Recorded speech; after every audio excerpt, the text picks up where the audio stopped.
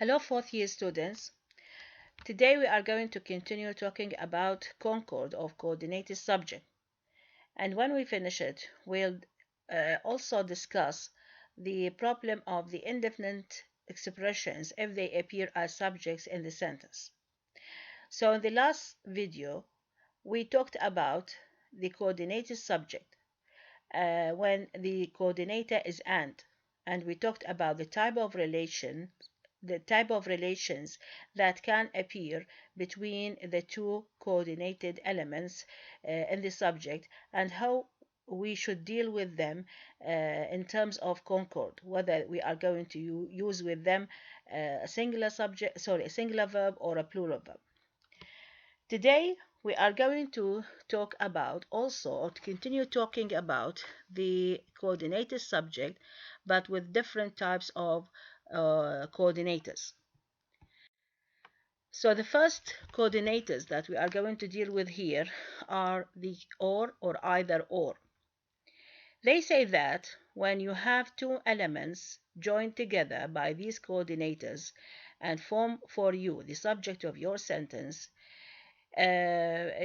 you have to put in your mind that you can depend either on the rule of grammatical concord or proximity when you determine the form of the whether your subject is singular or plural. So when should we use or depend on grammatical concord, and when should we depend on proximity? We are going to see this from the following. They say that if the two noun phrases or the two nominal clauses that are joined together by or either or are similar in number, which means that both of them are singular or both of them are plural, here you have to depend on the rule of grammatical concord. And I think that you remember the rule of grammatical concord says that the form of the verb, whether it is singular or plural, should agree with the form of the subject. If the subject is in form is singular, so the verb is going to be singular. If the subject in form is a plural, the verb must be plural as well. So for example, we say either the mayor or her deputy is bound to come. Here in this sentence, the subject comes for us in a form of two noun phrases, the mayor and her deputy, and they are joined together by the coordinator either or. So you see that both of these two noun phrases as singular, this means that we are going to deal with it as a singular subject and the verb is going to be singular. What I say or what I think is none of your business. Again, we have two nominal clauses joined together by the coordinator or. And if you remember, we said that if our subject comes in a form of an interrogative nominal clause, we should deal with this clause, such a subject, as singular. So here we have two clauses joined together by or, and we deal with them as singular. So the subject is singular and the verb is going to be singular as well. But what if these two noun phrases which are joined by the coordinator or either or, they are different in number, which means that one of them is singular and the other is a plural. In this case, the proximity rule is going to work here, which means that you have to depend on the closest noun or noun phrase that comes immediately before the verb in order to determine the form of the verb, whether the verb is going to be singular or plural. For example, either the teacher or his students were to blame. So you see, we have two noun phrases joined together by either or, the teacher and his students. The teacher is singular while his students is a plural. So on which one of them we should depend? They say that you have to depend on the closest noun phrase that appears immediately before the verb. And since we have students here and it is a plural noun coming immediately before the verb, so the verb is going to be plural. If we change the order, if we say either the students or their teacher is to blame, here the first noun phrase becomes with his students, plural, while the second noun phrase, which is going to be closer to the verb, their teacher, is singular. So here, according to the proximity rule, the verb will agree with the teacher as a singular noun, and the verb is going to be singular. Another coordination that we may use in connecting between two elements and forming the subject for us is neither nor. So they say that neither nor in formal speech follows the same rule that we have explained with the coordinator either or. But in the informal speech, here they are going, or neither nor are going to be taken as equal to and here the subject is going to be plural, and you have to use with it a plural verb.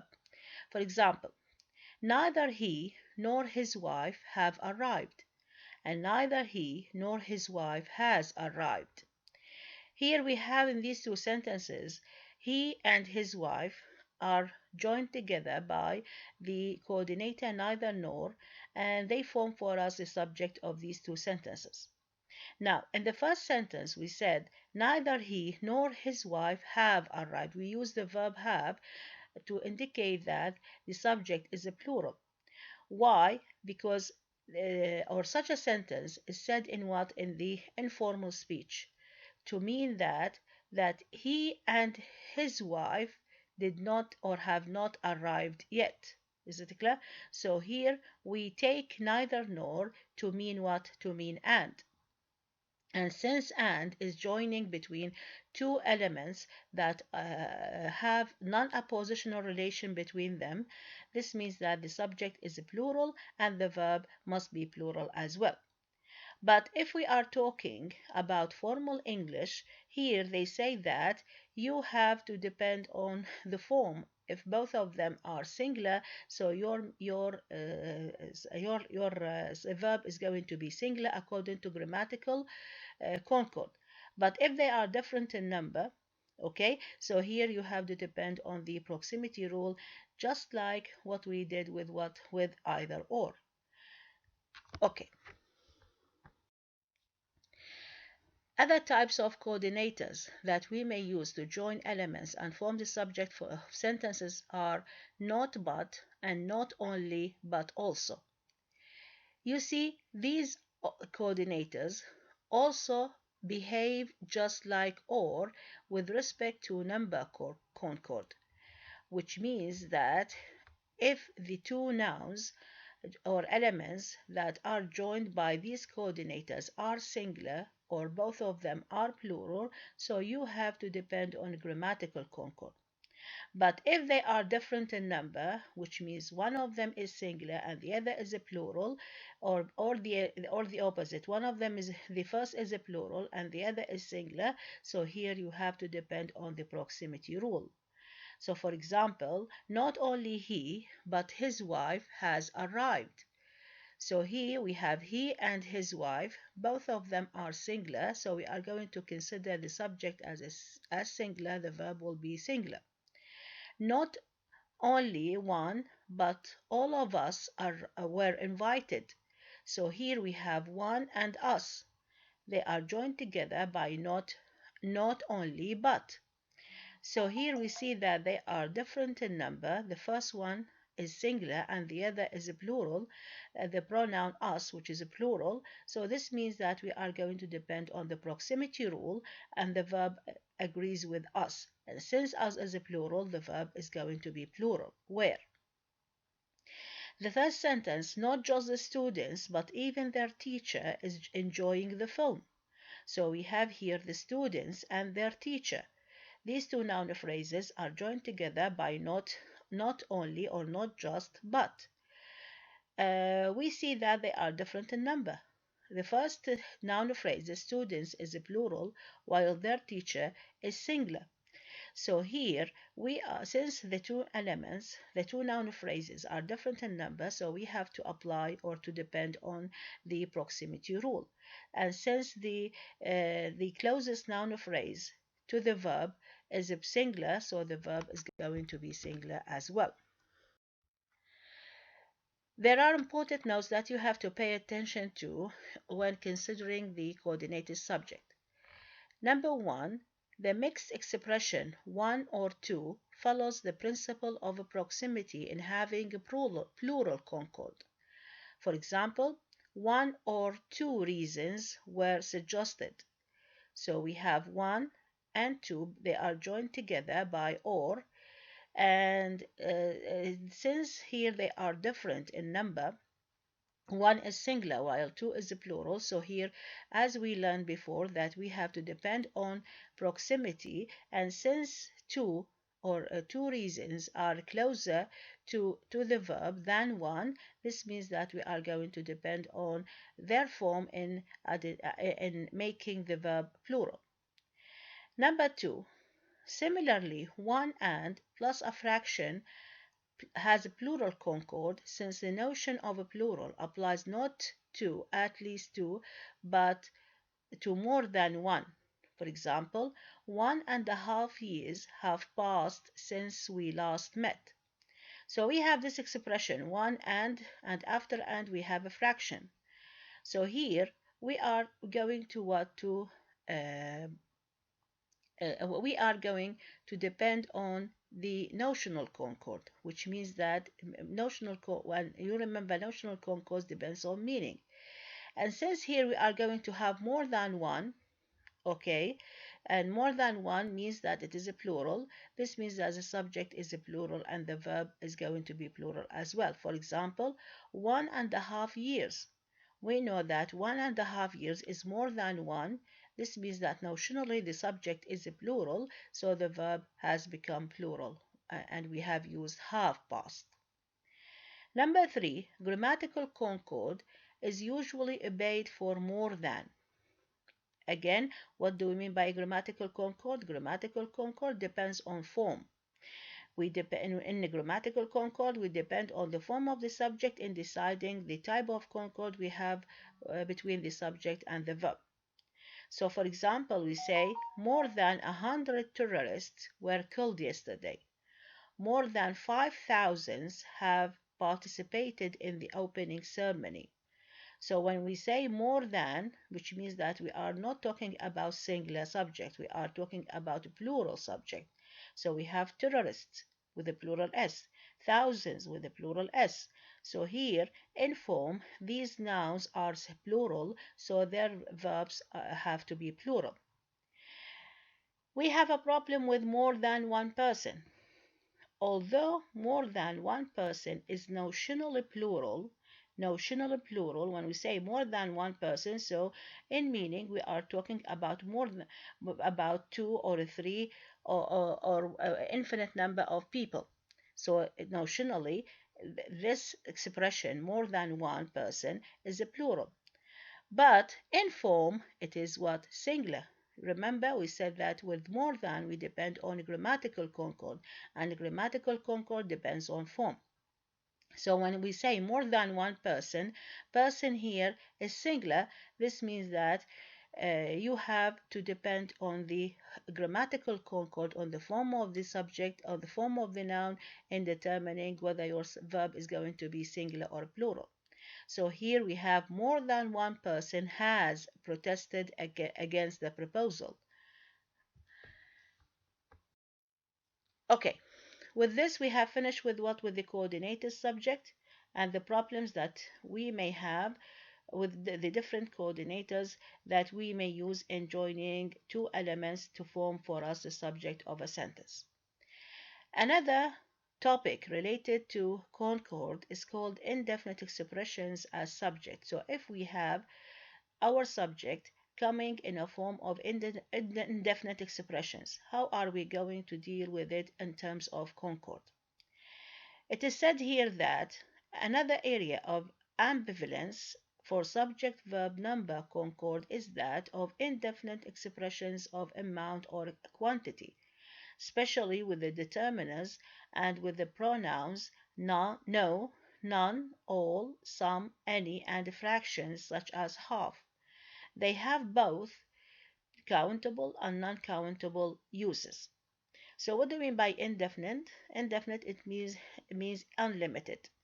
Sometimes we do not know the exact amount or the exact quantity of something that of the thing that we are talking about. So here we have to use these elements or these unlimited expressions to talk about either amount or quantity. So which means that they are going to be either having countable meaning or non-countable meaning. So in terms of Concord, how are we going to deal with them? It is said here that if you are using them to talk about non-countable meaning, to refer to amount, okay, so of course you are going to deal with them as singular, whether they are followed by the non-countable noun or not followed by it. For example, we say, no money has been spent on repairs.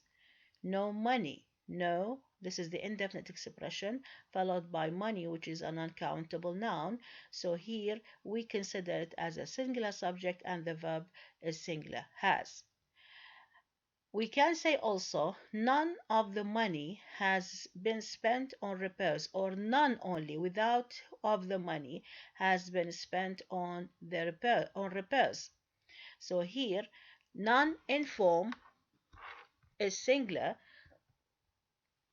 and we know that since we are talking about spending, of course we are spending money, not something else. So and we know that money is non-countable, so the subject is was singular and the verb is singular. Some cement has arrived, or some of the cement, or only some has arrived. Okay, so we know that cement is what? Cement is an uncountable noun. So since our subject is an uncountable noun, you have to deal with it as a singular subject and use with it a singular verb. Okay, but what if we use them with countable nouns? And you know that countable nouns can be singular and plural. So with the plural countable nouns, present or implied, I mean the nouns. If you use the nouns after these indefinite expressions or not, or you do not use you use them, or you do not use them, the verb here must be plural. For example, no people of that name live here. We have no as this indefinite expression of amount followed by people, and we know that people is a countable noun and has a plural form. This means that the verb must be plural. Live. Some books have been placed on the shelves. Some books. Okay, so we have some. This is the indefinite expression of amount. We don't know how many books, so we say they are some. And then followed by a plural noun. Okay, plural countable noun, books. So the verb is going to be what? Is going to be plural, have been placed. If we go back to none, none also is used or can be used with what? With the countable nouns, plural countable nouns. Here, how are we going to deal with none? They say that, for example, we say none of the books has or have been placed on the shelves. So here he's telling us through this example that both forms has or have are acceptable. So when we use has, this means that we are dealing with a singular subject, and when we use have, this means that we are dealing with a plural subject. So if you use has here, this verb agrees with none, and we know none is in form is what is singular, so the verb is singular also. So here we depend on what? Which rule of concord? It is grammatical concord. Okay, or we can say have, and in this case we are using a plural verb. Why do we use a plural verb? Because we are going to follow the rule of proximity. We are going to say that the verb agrees with the closest noun that comes immediately before it, and the closest noun that comes immediately before the verb is books, and books is plural, so the verb agrees with it, and that's why we have used a plural verb have. With either and neither, the singular verb is generally used. But if they are followed by prepositional phrases, and in this prepositional phrases you mention the noun, here you have to follow what the proximity rule. For example, the two candidates have arrived, and either or but neither is welcome. You see, here we said is. Is a singular verb. Why? Why do we use a singular verb? Because both of either and neither inform they are what they are singular. So we depend here on the rule of grammatical concord, that we depend on the form of the subject. Either and neither both inform they are what singular, so we use with them a singular verb. But if we say and and either of the candidates, or but neither of the candidates, in this case we have to use are welcome. Why? Because here we are depending on the proximity rule. The closest noun that comes immediately before the verb, the candidates, is a plural in number, so the verb must be plural as well. Also, the proximity rule or the proximity principle may lead to plural concord even with indefinites, such as each, every, everybody, anybody, and nobody, or indefinite phrases such as everyone and anyone, which are otherwise singular. For example, nobody, not even the teachers, were listening. So here in this sentence, we have nobody, not even the teachers, were listening. If we say only nobody, if I make my subject only nobody, here my verb is going to be used. If I say nobody was listening, why here? Why was? Because here the verb is going to agree with what? With the form of the subject, and the subject is nobody. And nobody is singular in form, so the verb is going to be singular. This is a grammatical concord. But in this sentence, we said nobody, not even the teachers. So here we have now the verb is preceded immediately by a plural noun, and according to proximity rule, the verb will agree with this plural noun, so the verb is what is plural. We said were listening. Another example, we say everyone of that audience were pleased with the show. If I say only everyone, if I make my subject consisting of only everyone, this means my verb is going to be singular. If I say everyone was pleased with the show. So here, everyone is singular in form. This means that the verb must be singular also, and here we depend on the grammatical concord rule. But if I say everyone of that audience, now the verb is going to be preceded by the collective noun audience. And here, since I am talking about the member of the audience, this means I am going to deal with it as a plural noun. This will affect, or this will influence, the verb that comes after it. According to proximity rule, the verb is going to be plural as well. So the sentence becomes everyone of that audience were pleased with the show. So many people consider these sentences and similar ones as being ungrammatical because they contradict the rules of grammatical concord. But we know that they also follow a rule in concord which is called proximity. With this, we have finished the topic of grammatical of concord in number between the subject and the verb, in which we have dealt with different forms of the subject and how we should deal with them in terms of the agreement in number between the subject and the verb.